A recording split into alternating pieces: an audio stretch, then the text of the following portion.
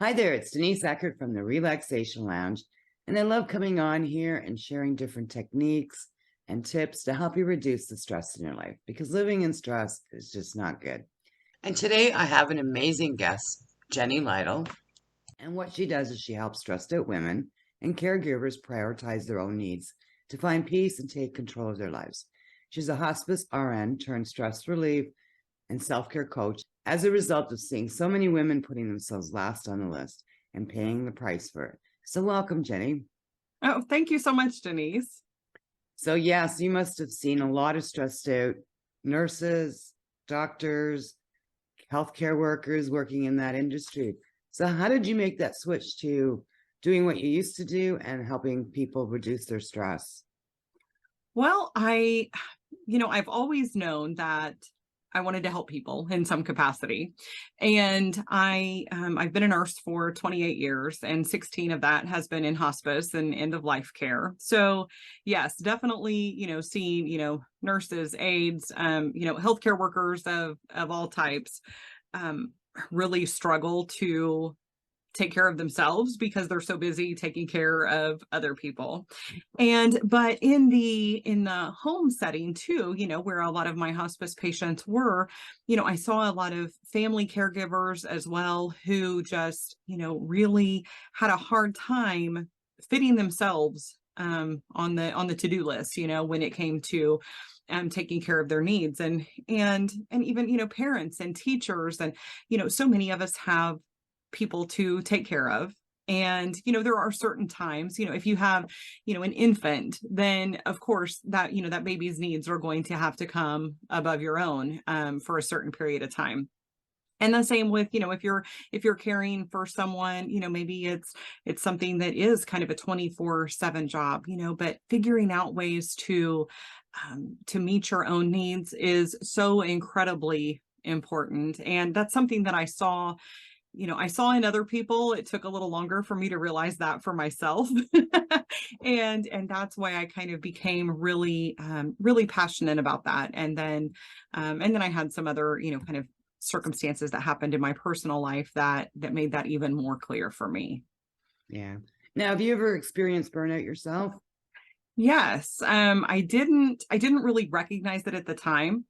I loved my job. I loved being a hospice nurse. I found a lot of fulfillment in that. I really loved being able to interact with patients and families and kind of a one-on-one situation, and being able to, give them that support and education and encouragement.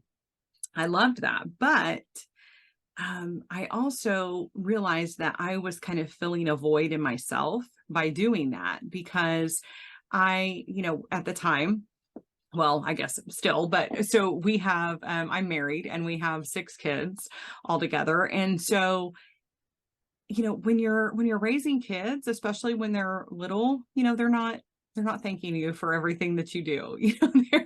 They're just, they just want their needs met too. And so, I was young. I didn't really know, what I was doing with the parenting thing, because do any of us when we, start out. And so it was hard work, and it was kind of thankless work. And I'm so grateful for my family, and, don't get me wrong, but it was very easy to go to work and get a lot of thank yous, a lot of praise, a lot of affirmation.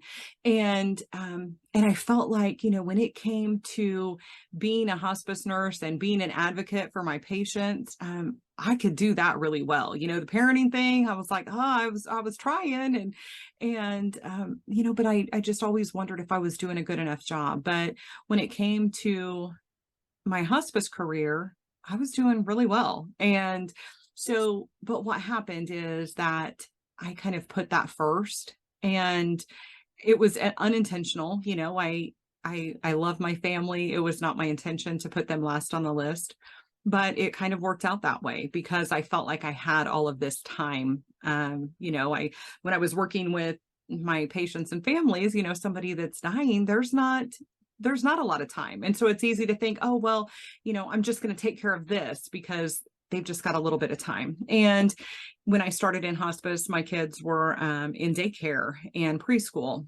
And when I left my full-time job, they were a junior and senior in high school. And I realized that, all that time that I felt like I had really had passed very quickly. Yeah, it was just, I really, I really hit a place where I was miserable with my job. I was stressed out. I felt like I wasn't making the difference that I had been. I had a lot of guilt over the way that I'd handled things at home, and, realized that my kids were growing up and things weren't like I wanted them to be. And, um, yeah, when I finally left, I felt like this huge sense of freedom. I was like, now I'm going to really get out there and live my life. And it was great for about a month. And then I realized that I had no idea who I was. And I really went through a dark period. And so I had to kind of figure out, what do I want from the rest of my life? Who am I? And then that kind of led me to now where I love helping, women and caregivers are primarily who I work with. And I just love helping them figure that out, maybe do it a little more quickly than I did. Now, what are the steps of figuring it out when you are, working in stress, or you've got a lot of stress in your life, or you're just basically putting yourself out there too thinly? Mm-hmm. I think, the first thing is just pausing long enough to just consider, what am I really feeling? We do so many things on autopilot that, just stopping and really kind of taking stock of, what is it that I'm doing with my life? Is it what I want to be doing? Because, we can start out with a career, that is very fulfilling, or seems like it's going to be very fulfilling. Sometimes it's, expectations that others have put on us. Well, everybody in my family does this. And so it was just, I just knew that that's what I was going to do. But there comes a time in our lives when we need to really stop and evaluate, okay, maybe this is the path that I've taken, but is it the path that I still want to be on? And, and maybe yes, wonderful. And maybe not, but, just taking the time to pause and think about, where is my life going? Is it going in the direction that I want it to go? And so I work with clients kind of, I developed a process that combines the nursing process and just, my coaching training to establish, where are you now? And then where do you want to go? And how are you going to get there? And that sounds very simplistic. And of course, it's a little more complex than that. But but at the same time, it doesn't have to be something that's, hugely uncomfortable, or a really long drawn out process. It's just being very intentional about that. Yeah, because that's right. I mean, once you really take a step back and you figure out if that is what you want to do and if this is where you want to go, it gives you that enthusiasm. Mm-hmm. Not this, trudging along. And then you start having that resentment, and you get that frustration and all the other different emotions that come with, oh, I don't really want to be doing this, but I have to, sort of thing, right? Mm-hmm. Mm-hmm. So Yes. now what self-care tips and techniques can you offer our listeners today? Sure. So, I'm so passionate about self-care and about stress relief. And I love talking about it because I need the reminders too. I mean, life gets busy, and it's like you can know all of the right things to do, but that doesn't mean that you actually put them into practice. And so the first thing that I really encourage everyone to do is forget about what should be relaxing for you, because like me, I love a good massage. My mom, on the other hand, she did not want somebody touching her, that wouldn't have been relaxing for her. I like to have quiet time in nature, time to just be by myself, where other people, are more energized when they're, around a crowd of their, closest friends. And so it's just getting clear again on what is it that you want? What do you need? What really kind of fills you up? There's a lot of things that self-care is kind of, this big buzzword. Hmm. And a lot of people think, oh, well, I don't have time or money for, beach vacations and spa days. And, it's so much more than that, so much less than that. It doesn't have to be anything that takes all day. It doesn't have to cost you a bunch of money. It's those little simple things like making sure you're getting enough rest, learning to say no. And I know for some of us, that is really a challenge. And that's something that can be learned. Just figuring out ways to fit these little pockets of self-care into day-to-day life, even if you don't have a lot of extra time, even if you don't have a lot of extra money or energy, you can do little things that can make a huge impact. Looking at your life from a very holistic standpoint too, not just thinking of, it's not just about your physical body, but, thinking about your stress levels and how are you spiritually, and, how are things for you relationally and financially. And so really digging into each of those areas and then coming up with a plan that you can implement when you are feeling stressed out and you don't have, the time or the energy or just like the bandwidth to come up with, what's going to make me feel better. And that's, I created a guide for that reason, because people get, in the heat of the moment, you're not thinking really clearly. And if you've only got 5 minutes and you're, at your wit's end, then you're not going to come up with something that really is going to be beneficial for you. But if you do some of that work ahead of time and okay, hey, here's kind of my little playbook, I've got, I'm feeling overwhelmed, but I know that, these 4 things are things that really make me feel better. And so I'm going to pick one of these and do it right now. And can you give us some examples of the things that you can do to lower your stress right now? Sure. So one is just pausing and taking a deep breath. That it sounds so simplistic, but when we do that, when we pause, especially, if we close our eyes, if we're in a safe place where we can do that, and if we're not driving, but even if you're not closing your eyes, just slowing your breathing down, just taking a nice, slow, deep breath in through your nose and blow it out. And there's kind of an extra stress relief if you like make it a really audible exhale. And I won't do it really loud because, we're recording and I don't want to hurt anybody's ears, but, just if you just kind of just really like kind of grunt that, push that air out, it helps to relieve stress even a little bit more with that. But when you do that, it slows your body down. It slows your heart rate down a bit. And it just helps you to be able to think more clearly. And so, taking a minute to take a few deep breaths is something that can be such a big help. Again, so simple. You can do it anywhere. If it's something where you're at work and that you're getting ready to head into a meeting with somebody that maybe just kind of rubs you the wrong way, getting into a better frame of mind is a good thing. And you can do that in the bathroom before you get together. And speaking of that, let me just share a quick technique with you if you don't mind. I am a heart math certified practitioner as well. And so that kind of takes it takes the deep breath, like almost like a bit of meditation, and pulls it together in this really quick, simple, effective technique. And so with it, you're kind of doing the same thing. And I usually put my hand here because what you're going to do is when you take a breath in, you're going to just kind of feel yourself breathing into that space around your heart. You just, kind of slowly, you just feel that air and imagine that going in there around your heart. And then while you're doing that, you're just going to, breathe a little slower and a little more deeply than normal. And then you're just going to think of a time when you've experienced like love or appreciation for a person or a situation. And you're not just thinking about that time, but you're actually feeling that feeling again. So you're feeling that love or gratitude, just a regenerative feeling as you slowly breathe in and out.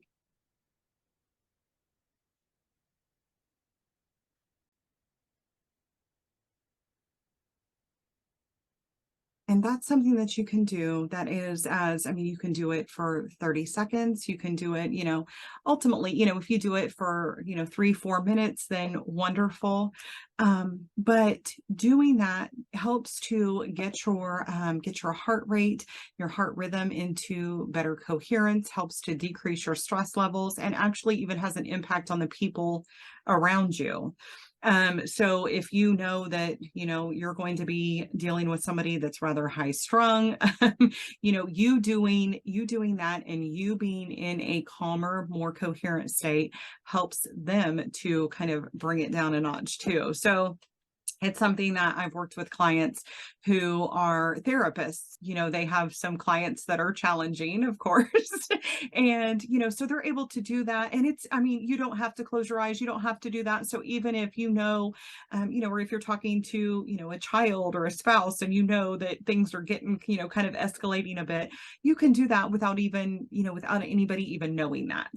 That's just a very simple yet science-backed and effective technique to reduce stress levels. Again, can be done anywhere, doesn't cost you anything, doesn't take a whole lot of time or effort. So that going for walks in nature, or even just sitting in nature, if walking's not your thing, or if you just have a moment, stepping outside, even though it's cold right now, and just getting a little bit of fresh air and just being out there and really trying to focus on what's around you, being a little more mindful, a little more present, because so many times we are doing 12 things at once, and that's on a slow day. I'm the same way. I'm somebody who I'm frequently doing a lot, even though I know that multitasking is a myth. Do better when we focus on one thing, but life gets busy and it seems like it all piles up. But just taking those little bits of time even to really focus on what's around us and what's going on in the present moment. Definitely prioritizing rest, especially as we go into cold and flu season and, the holidays, or, any kind of real season change or big life change, that is so important. It's great for our overall mental well-being, and it's very helpful for our immune systems too. Now, how do you suggest people fit in the self-care during the day? Again, I think by realizing that it doesn't have to be an all or nothing thing. For, somebody that's maybe just getting started, I set reminders on my phone, especially if I'm really at work at something that is that I'm enjoying or whatever, then I can sit too long and I realize that my shoulders are all scrunched up and, I haven't moved enough. And so setting reminders to get up and just, walk around, move a little bit, stretch, get something to drink, those things are really important, and they don't take a lot of time, but they're things that can have a big impact on how you're feeling, and just kind of, spending a little bit of time. If you're a journaler, if you're not a journaler, I encourage you to, try it just a little bit, just to kind of, get some of that out of your head. But if you, kind of journal about the things that you enjoy doing, or that bring you joy, and try to schedule those kind of appointments with yourself. Like for me, I love coffee shops. I like coffee shops and bookstores and things like that, and just the whole feel of them. And so I like getting together with friends at a coffee shop, or going for a walk, and trying to combine some of the things that I know make me feel good, kind of not multitasking, but in a way, being able to kind of stack those things. So if I know that, hanging out with my friends makes me feel good, and, going for a walk makes me feel good, then, maybe doing those things together and being able to, kind of stack that and get double the benefit from it. Wonderful. So we're going to start wrapping this up. So Mhm. what is one takeaway you'd like the listeners to walk away with today? Great question. I think, the most important thing, especially for somebody who really is just kind of struggling to figure out, hey, I don't know. Yeah, I think this is important, but I can't do it right now, is breathing. Just stop, take a breath, and ask yourself, what do I need right now? And then pause long enough to actually answer yourself. Maybe it's, hey, I just need to go like get a drink of water, or I need to get up and move for a minute. I need to step away from my desk. I need to find someone who's able to, watch my son or my dad or my dog, whatever, so that I can get away for an hour or two. But just pausing long enough to check in with ourselves instead of that going through the motions, going to the next thing, the next thing, the next thing on autopilot, because that's how we get so worn down. Absolutely. So I'm going to be putting the link here for your guidebook. So anywhere you're listening or watching this video, so that you can go grab it. And I will be adding all Jenny's contact information. So if you have any questions, please reach out to Jenny. Living in stress is just not good. And as Jenny has just pointed out, it's very easy to go from stressed to relaxed, just a few minutes. It doesn't need to cost anything, and it doesn't take a lot of time. Absolutely. Yes. Thank you so much, Denise. I appreciate that. Definitely. Like she said, just go and grab my guidebook. It's free. If you work through it all at once, it's going to take you about half an hour, or you can work through it in littler bits if that's what you need to do. And it's just at jennylytle.com/guide. Wonderful. Well, thank you so much for your time today, Jenny. It was wonderful.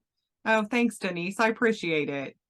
Well, thank you for listening, and we'll see you in the next episode. If you're looking for more ways to reduce the stress in your life, please visit www.therelaxationlounge.info.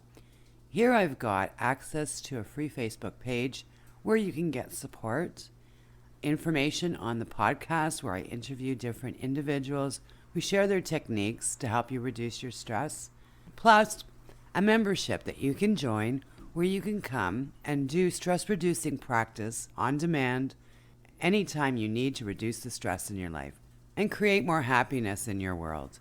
I'll see you in the lounge.